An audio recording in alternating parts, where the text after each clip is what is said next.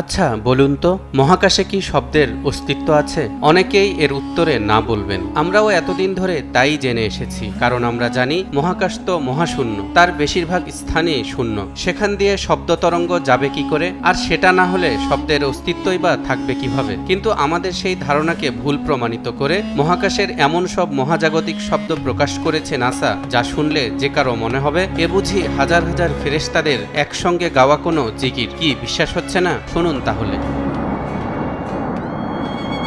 2003 সাল থেকেই Perseus Galaxy ক্লাস্টারের কেন্দ্রে অবস্থিত ব্ল্যাক হোলের শব্দ নিয়ে গবেষণা করে আসছে মার্কিন মহাকাশ গবেষণা সংস্থা নাসা। কারণ জ্যোতির্বিজ্ঞানীরা আবিষ্কার করেছেন ব্ল্যাক হোল দ্বারা প্রেরিত চাপের ফলে গ্যালাক্সি ক্লাস্টারের উত্তপ্ত গ্যাসে ব্যাপক তরঙ্গের সৃষ্টি হয়। সেই শব্দ তরঙ্গকে আরও অ্যাম্প্লিফাই করে এমন শব্দ রেকর্ড করা হয়েছে।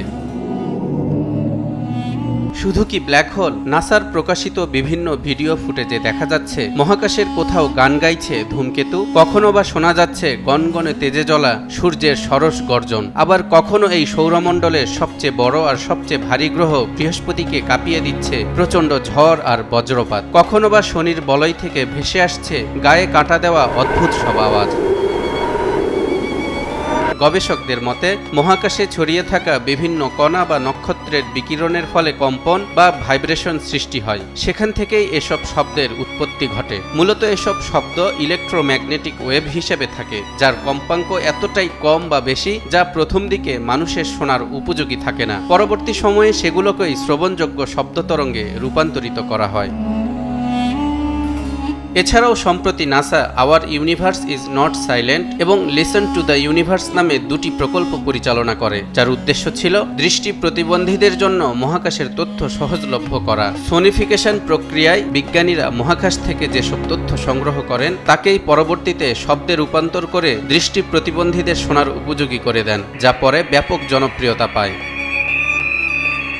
এই যে মহাকাশে কম্পন আর বিচিত্র সব শব্দের আবিষ্কার করল নাসার বিজ্ঞানীরা, অথচ আজ থেকে 1400 বছর আগেই মহানবী হযরত মুহাম্মদ সাল্লাল্লাহু আলাইহি ওয়াসাল্লাম সেসবের কথা স্পষ্টভাবে বলে গেছেন। রাসূলুল্লাহ সাল্লাল্লাহু আলাইহি ওয়াসাল্লাম যখন মিরাজ থেকে ফিরে আসেন তখন সাহাবারা তাকে জিজ্ঞাসা করেন, ইয়া রাসূলুল্লাহ, আপনি আকাশে কি দেখেছেন, কি শুনেছেন? জবাবে নবীজি সাল্লাল্লাহু আলাইহি ওয়াসাল্লাম বলেন, আমি যা দেখেছি তোমরা তা দেখতে পাও না, আমি যা শুনেছি তোমরা তা শুনতে পাও না। আকাশ জুড়ে প্রচণ্ড কম্পনের শব্দ শোনা যাচ্ছে, আর এর পেছনে রয়েছে এক গভীর রহস্য।